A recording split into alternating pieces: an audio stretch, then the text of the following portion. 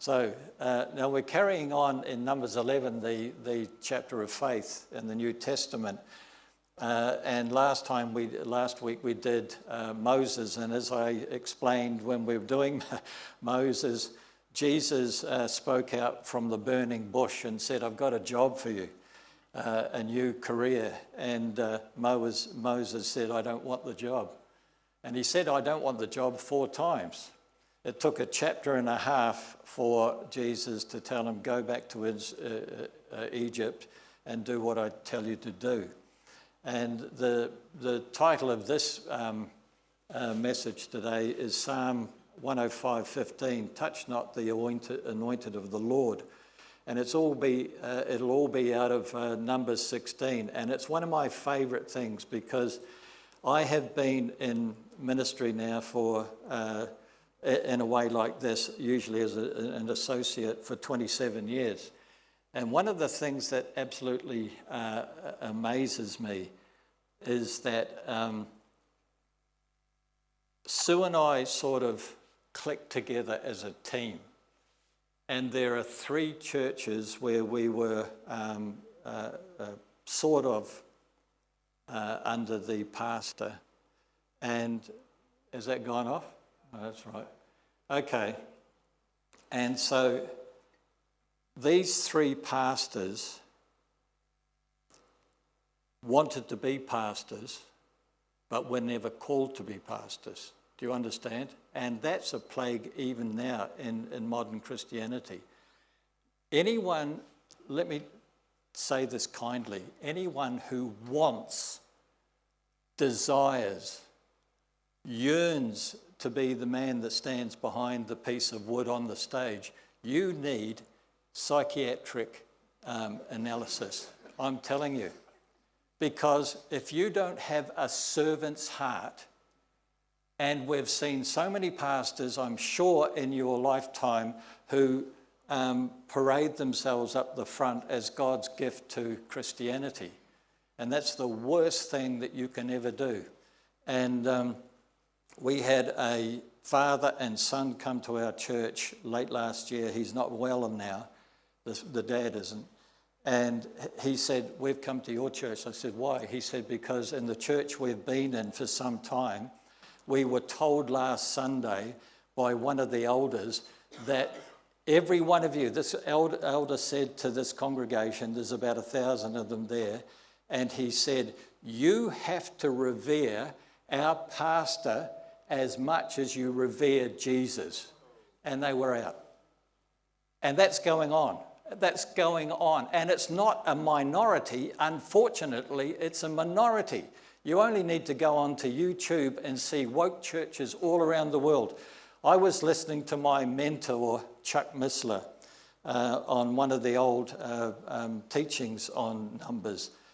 And that's 35 years ago. And, you know, the whole point of having this ethnic entity called the Israelites in the ancient times was to show the rest of the pagan world that there is a real God and there are people who worship and praise him.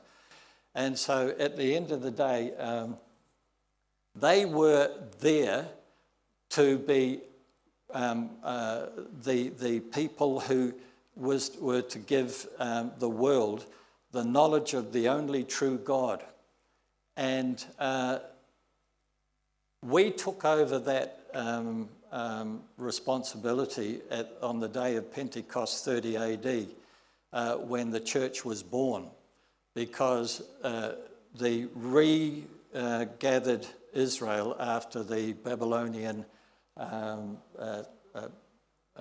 interlude, they came back to Israel. Very few of them, most of them stayed in the land of Abraham in the Mesopotamia, in the beautiful place between the 2 rivers. It was lush, it was a beautiful climate and all the rest of it. So out of the 3 million that were taken to Babylon, only 49,000 bothered to come back.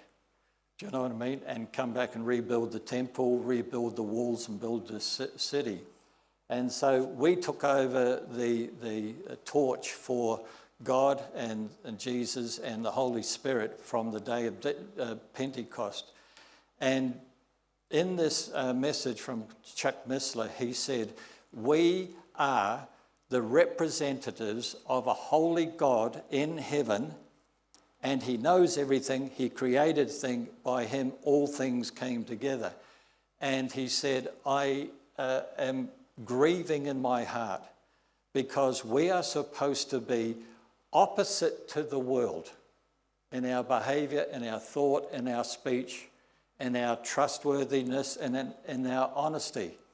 And Chuck said, I am absolutely grieved in my heart to see that the majority of churches in America, and this is 30 years ago, seek to be friends of the world.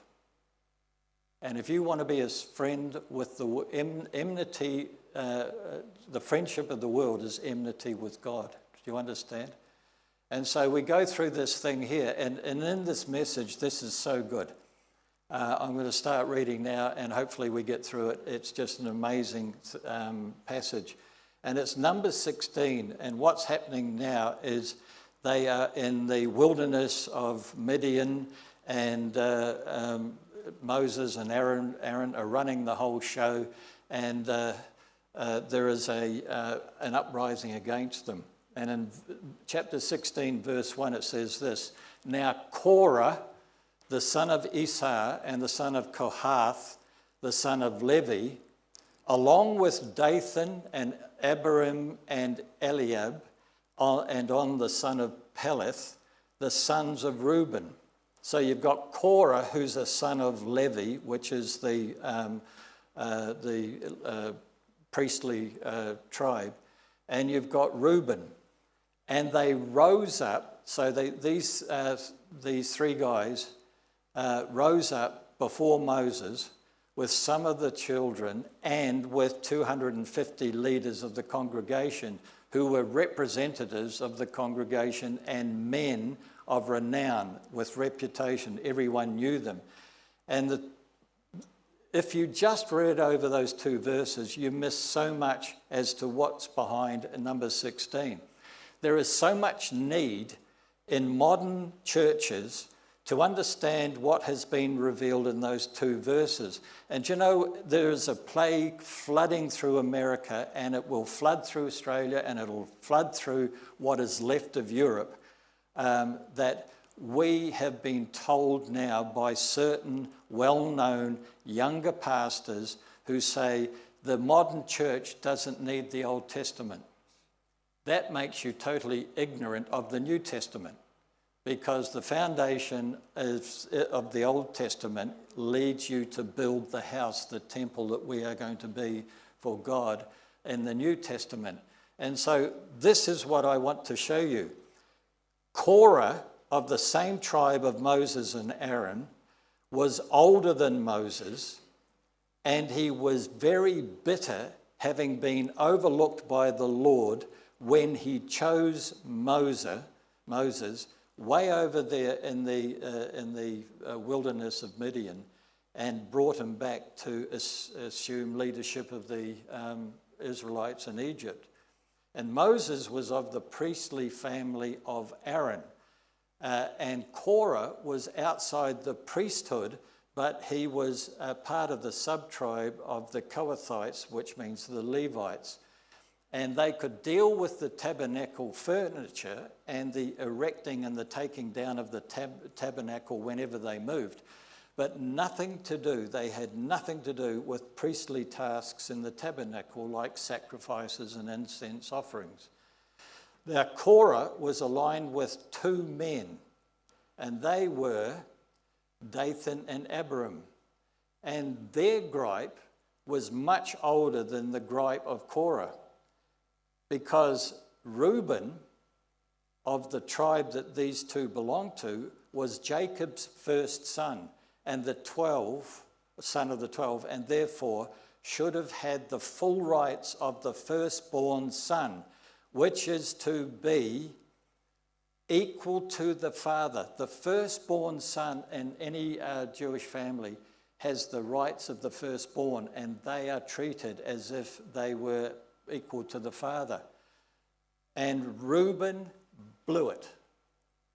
Reuben blew it big time. And Genesis 35:22. Have you got it?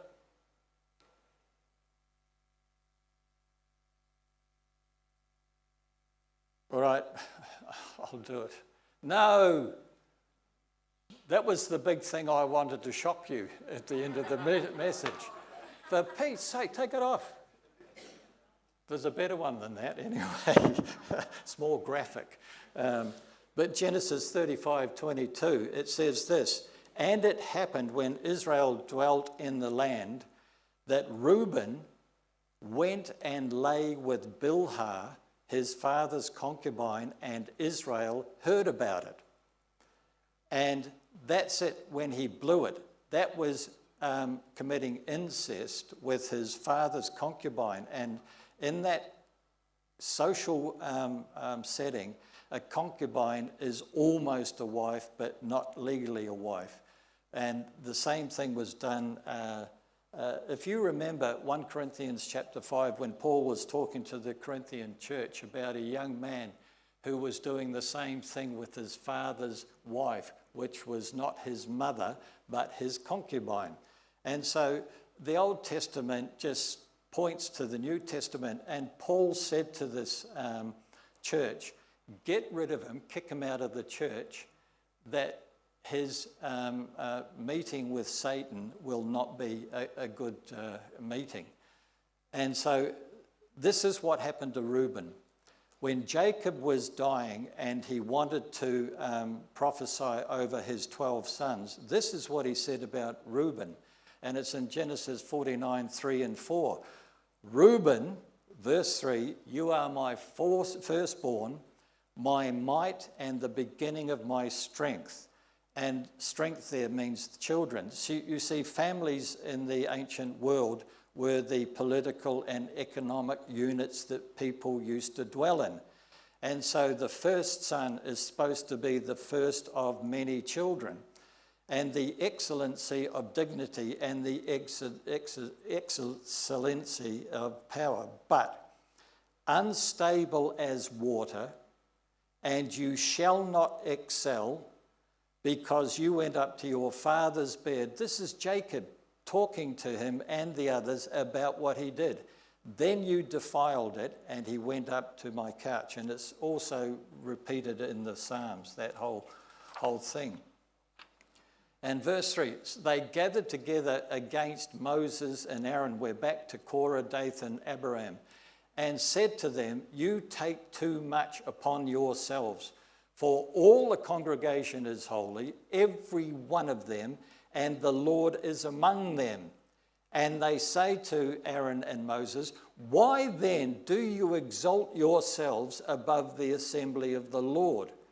The phrase, you take too much upon yourselves, is the ancient version of what you and I say.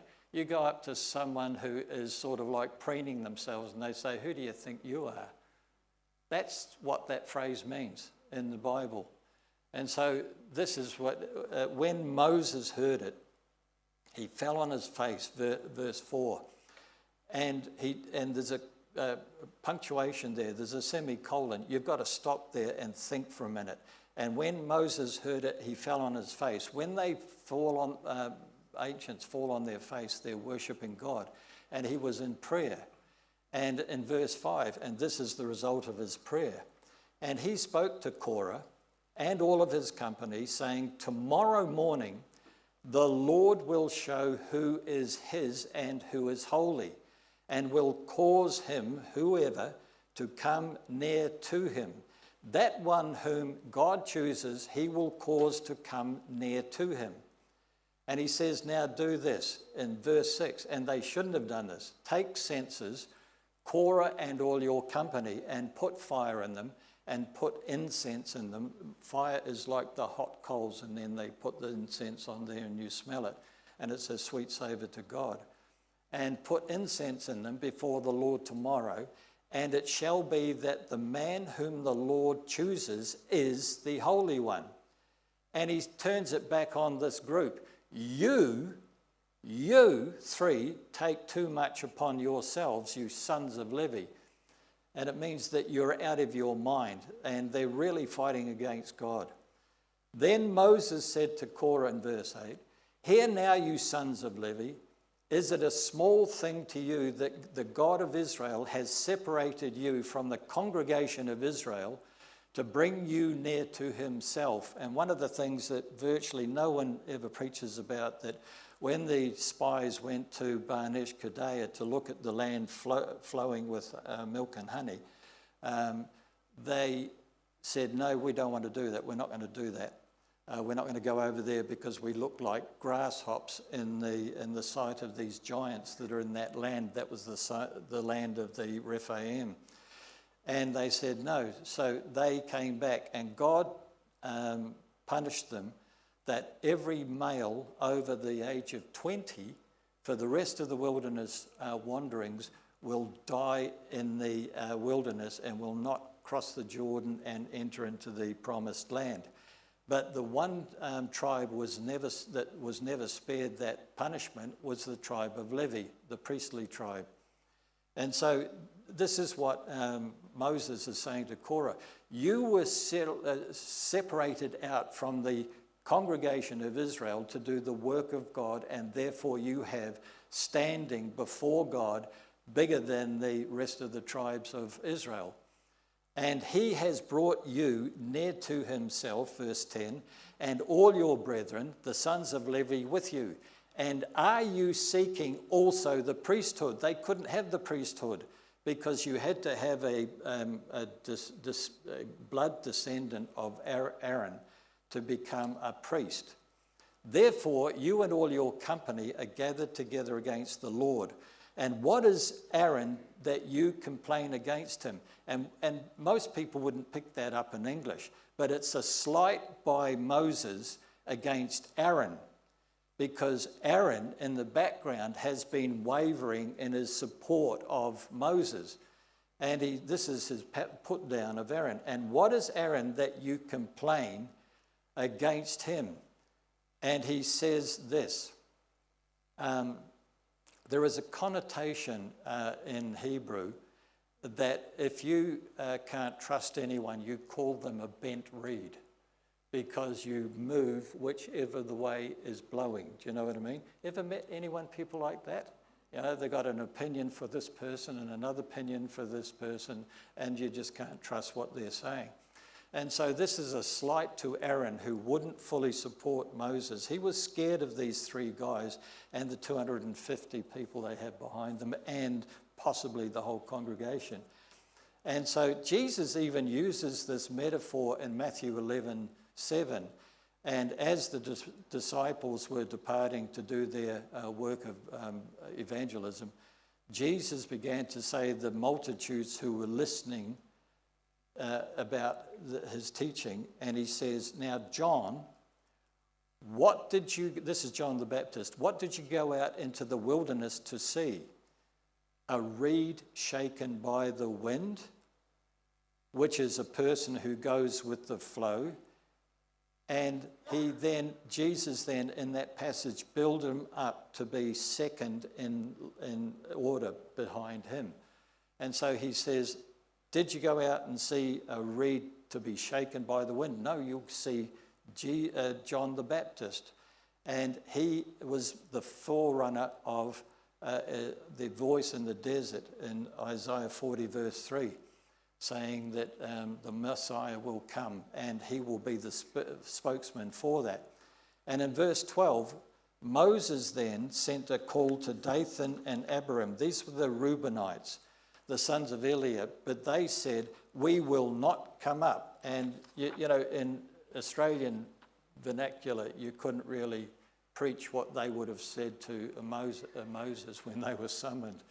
And it is a small thing that you have brought us. This is their complaint against Moses. Is it a small thing that you have brought us up out of the land flowing with milk and honey, Egypt? A land flowing with milk and honey? Give me a break. If you lived in the Nile Delta in Goshen, it was quite tolerable. But the rest of it, no, I don't think so. And he said, you haven't given us anything that you should have promised us in this place called Midian. It's another desert. We left a desert to come here to another desert. And to kill in the wilderness, that you should keep acting like a prince over us. And verse 14, moreover, you have not brought us into a land flowing with milk and honey, nor given us inheritance of fields and vineyards. My goodness me. Sometimes, just sometimes, standing up here is the loneliest place in the world, because the expectation is all on you. The expectation on the person who stands up here is to solve everyone's problems. And the expectation is far higher than anyone can do that. We can try, we can be servants, we can be helpers, we can be friends, we come alongside. But at the end of the day, your conversation with God himself is the best communication you will ever have.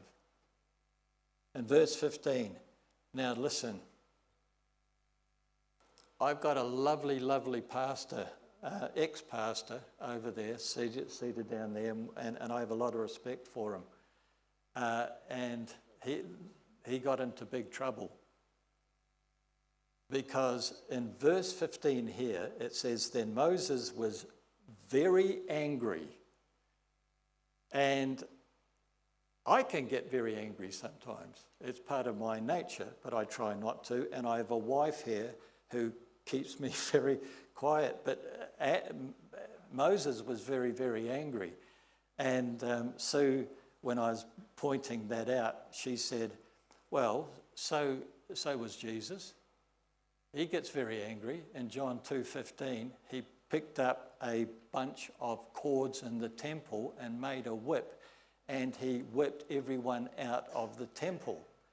And so my friend, the pastor over there, preached on that particular verse about Jesus getting a whip in the temple, and he got kicked out of the seminary because they didn't want to hear anything nasty about Jesus. Well, listen, I can't wait to see Jesus. I can't wait to talk to Jesus. I can't wait to walk beside him and behind him wherever he places me. But you do not take Jesus lightly. You never take Jesus lightly. He died for you, and he saved you, and he's taking you to heaven. But don't you ever play footloose and frankly free with Jesus. I've learnt that in my life. And verse 16, and Moses said to Korah, tomorrow you and all your company will be present before the Lord, you and they as well as Aaron. See, he's now lumping Aaron in with Korah and this congregation. And verse 17, let's each take his censer and put incense in it, and each of you bring a censer before the Lord. 250 censers, both you and Aaron. And so, verse 18, so every man took his censer, put fire in it, laid incense on it, and stood at the door of the tabernacle of meeting with Moses and Aaron. And Korah gathered all of the congregation against them at the door of the tabernacle meeting. That was holy ground. And then the Shekinah glory, the Kohathites should never have played the priest. And in verse 20, and the Lord spoke to Moses and Aaron, saying, separate yourselves from among this congregation. This congregation has already been segregated from from Egypt and the other Gentile nations. And you be angry with all the congregation. I misrepresented that. Then they fell on their faces, that was Mo and Aaron, and said, O God, the God of spirits of all flesh, shall one man, that's Korah, and you be angry with all of this congregation. And that phrase there, the God of spirits of all flesh, is only twice in the whole of the Old Testament. It's here and in chapter 7. And verse 23, and the Lord spoke to Moses, saying, speak to the congregation, saying, get away from the tents of Korah, Dathan, and Abiram. And verse 25, then Moses rose up and went to Dathan, Abiram, and the elders of Israel followed him. And he spoke to the congregation, saying, depart now from the tents, the homes of these wicked men, and touch nothing of theirs, lest you be consumed in all of their sins. In verse 27, so they got away from the tents. They backed off. Of the tents of Korah, Dathan, and Abiram, the leaders of this revolt against Moses and Aaron. Eventually, if you take an aggressive step towards people who are in ministry and that sort of thing, you've got to, if they're genuine, you've got to understand that you're not only taking an aggressive stance before that person, you're also taking an aggressive stance against God who anointed him. And you don't ever do that. You don't do that. I learnt my lessons doing that. When Sue and I were in those churches, this is the right place to put it, we were approached in 3 different churches. Stuart, you know the Bible much better than this guy. And Sue, we just love having you in the women's ministry and all of that. And you know, the poison pen was, you should be our pastor. And you know what we did? Immediately, at the end of the service, left the church and never went back. 3 times. 3 times. Because I had been through Numbers 16 at least twice before that and learnt the lesson of that. You do not unseat people who are in a position where you weren't put in it. And so Sue and I 3 times quietly left a church and never went back, because the worst thing you can do is to touch the Lord's anointed. And I learnt that. I learnt that all those years ago. And so even when we came to this church 9 years ago, we were tired of all of that sort of stuff, and we had a house church as well. And all we wanted to do was just to sit in the back row of Calvary Chapel, Perth, listen to some teaching and fellowship with like-minded people. How did that work out? So at the end, the senior pastor got cancer, and the deputy pastor didn't want the job. And they said, well, you can do it. So there you are. So they got away from the tents of Korah, Dathan, and Abiram. And Dathan and Abiram came out and stood at the door of their tents with their wives, their sons, and their little children. And verse 28, and Moses said, by this you shall know that the Lord has sent me to do all of these works. For I have not done any of them, taking them out of Egypt, across the Red Sea, into the wilderness of Zin. I was not doing those. I was doing those on behalf of God who wanted you out of there. For I have not done them of my own will. And if these, 29, if these men die naturally like all men, that is either in battle or in sickness, or if they are visited by the common fate of all men. It's not fair, it's all men. You know, we get old enough to die sooner or later, and that's the common fate of all men. No, there's a joke there, but I won't tell it. But then the Lord has not sent me. So I'm a false leader of this congregation, and I will agree to it. But verse 30 says this, but if the Lord creates a new thing, and the earth opens its mouth and swallows them up with all that belongs to them, and they go down alive into the pit, then you will understand that these men have rejected the Lord. And verse 31, now it came to pass, as he finished speaking all of these words, I've had this vision around in my head for decades as to how terrifying that would have been. that the ground split apart under them, just as Moses had said, and the earth opened its mouth and swallowed them up with all their households and all the men of Korah and with all of their goods.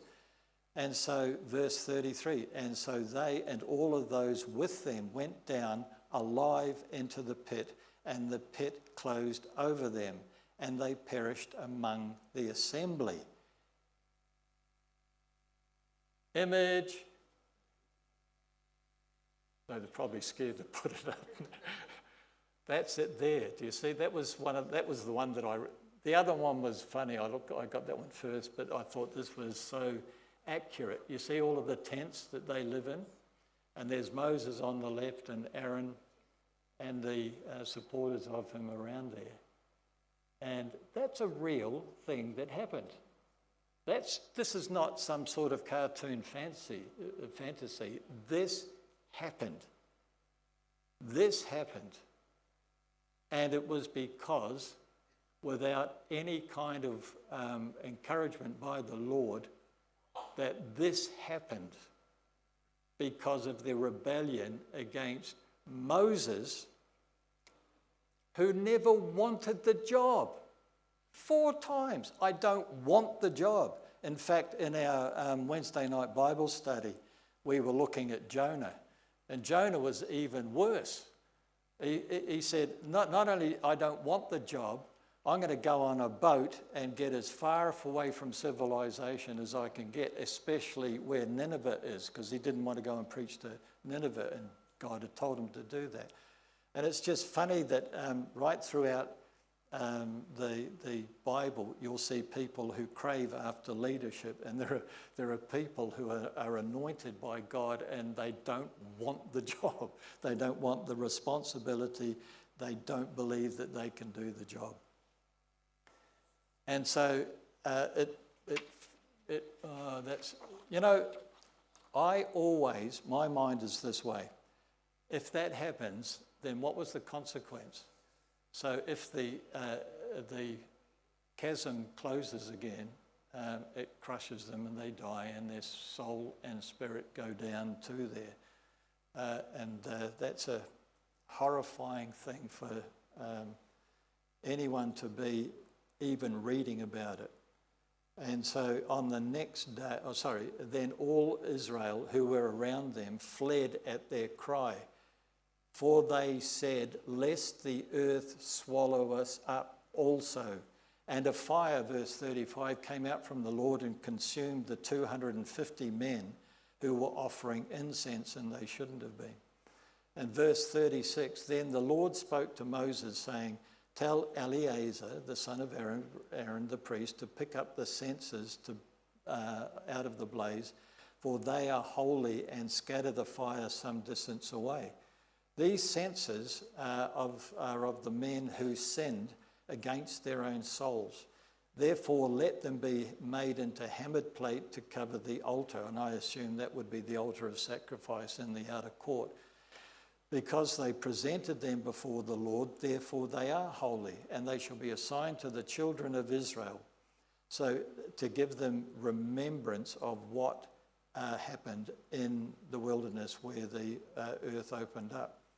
And verse 39, so Eleazar the priest took the bronze censers which those who were burned up had presented, and they hammered it out and covered it on the altar. Verse 40, to be a memorial to the children of Israel, that no outsider who is not a descendant of Aaron should come near to offer incense before the Lord, that he might not become like Korah and his companions, just as the Lord had said to him through Moses.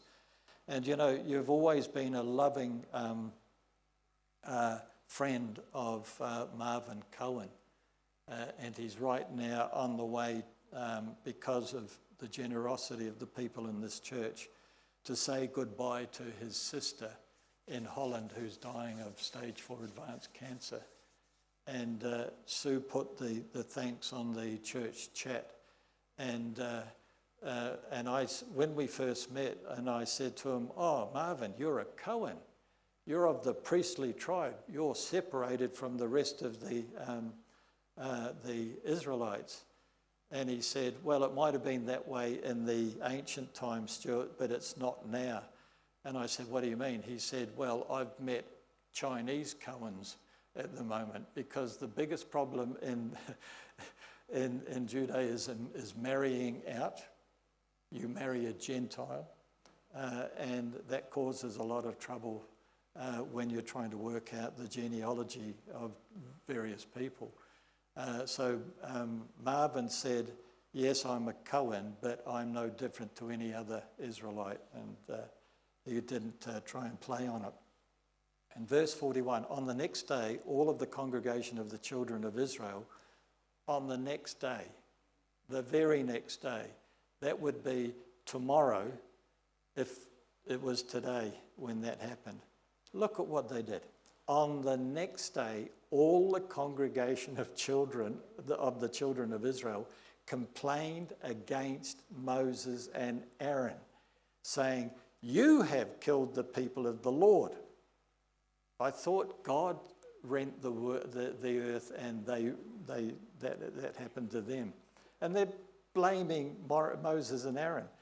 And verse 42, now it happened that when the congregation had gathered against Moses again, that they turned towards the tabernacle of meeting, and suddenly the cloud, that was the cloud that was on the shore of the Red Sea before the sea split and they went through on dry ground.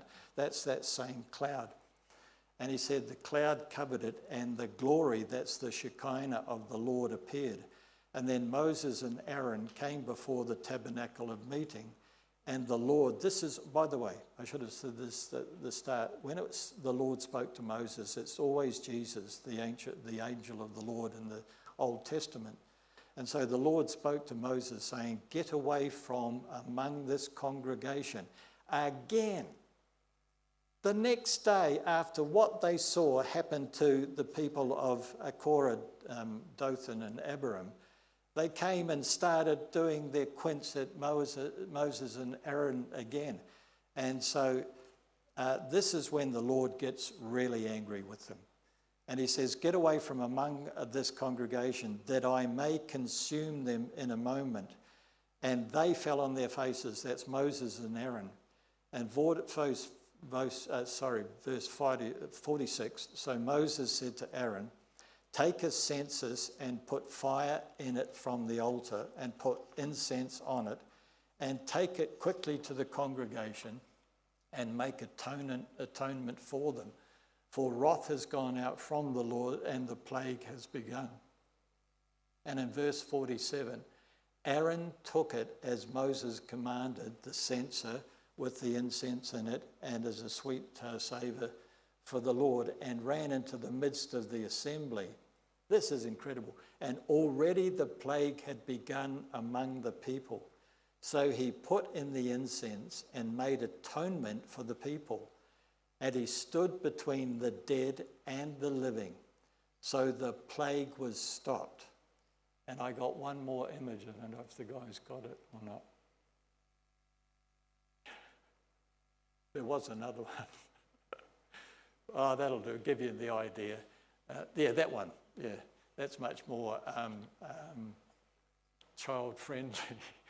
But that's Aaron there with the censer and the incense rising up before God. But, you know the fascination I have, and this is why I became probably a pastor. I just love looking at human nature, if I can call it human nature, because you would have thought that having Moses beat Pharaoh with the 10 plagues because they came from God, and at the death of the firstborn, that was enough, and they were shunted out of Egypt and with riches and all the rest of it, not one word of thanks to Moses. And it's just amazing that when people, I'm knocking on 70. So at the end of the day, I've got a lot of life experience. But when on several occasions, I've seen people give of their own resources and help people in need. And some have been very grateful and thankful, and the others have said, "Is that all?" Do you know what I mean? It doesn't matter how many and how often the times you help people. You have to be inoculated to understand that not everyone is going to be thankful.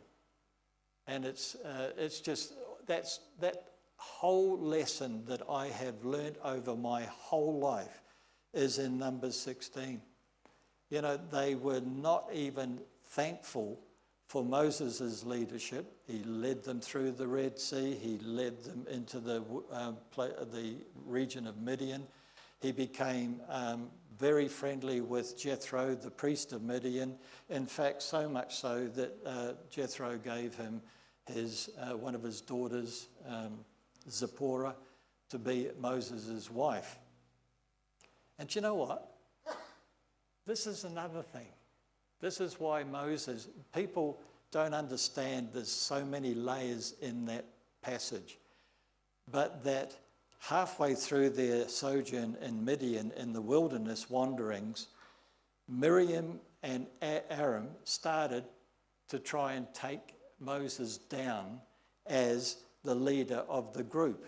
And do you know why they didn't like it like that? It's because Zipporah was a black woman. She was a Cushite. And they were always angry that Moses married out of the congregation and married Zipporah. And, you know, human nature is just fascinating to me. And I look at my own childhood, and I've told you time and time again, my father spoilt me rotten. And that is the worst thing you can do. That is absolutely the worst thing you can do, because you're always expecting what you're going to get next instead of doing it yourself, saving up the money, looking for a purchase, and being grateful, being able to buy it. I did save myself in 1974. We got coloured television in New Zealand, right, in 1974. And before that, when we got television in 63, my dad, through Popular Mechanics, sent to England and got 3 kit sets for TVs. And he got the tube and the frame and the power supply. And so he built a cabinet for it. And he used to complain in his older years that he had to get up from the chair and go to the TV and twist a dial to change a channel when we actually got 2 channels given to us. And he used to get up and grumble and sit down and that sort of thing. So in 1974, I went down to the equivalent of the Good Guys, and I bought Dad a 24-inch colour TV and put it in the lounge before he got home from work. And he sat and said, "Where's the other TV?" I said, "Dad, I bought you one. This is yours." And he said, "Oh." So I turned it on, and he went, "Colour! You know, it's got colour." And I said, "Yes, Dad." And I said, "I've got something else for you. I've got a remote control." And he just looked at me. He could never figure me out. But we loved each other. We really loved each other. And he wanted to give me a whooping one day. And it wasn't that I didn't deserve the whooping, but I was so terrified that I had angered my father so much. I out the back door, and I disappeared for about 24 hours to let him, you know. I could really aggravate him, but we still loved each other. And you know, all of the emotions in this little passage there is just so human. And it applies to all of us in some greater or lesser effect. It is like that. Sometimes we're appreciative, sometimes we're grateful, and sometimes we think to ourselves, oh, is that all? And that's just us. And I can tell you what, you take that attitude when we go up in the vertical escalator, I hope we change it on the way up, because we're going to be entered into glory forever. So Father, we just ask you now, examine, I before the congregation say to you, Lord, just examine my heart in my gratitude and my thankfulness for everything that you have done for me in my life. For my wife, my children, my grandchildren, I just love them dearly. I love, believe it or not, this congregation, all of them. Sue and I actually look forward to coming and being with you every Sunday, and with the Bible studies in the middle of the week. And so, Father, we just thank you that your grace and your mercy has lifted us out of the miry clay that we were in when we were an enemy of God. And so, Father, I pray that this message, especially for me, is to just examine my own heart. And am I really showing you my gratitude, my love, my thanks for everything that you have done for me, for my family, and for everyone that I know has been blessed by God in this congregation? So in the week that is before us, Father, if we have a week before of us, we may go up.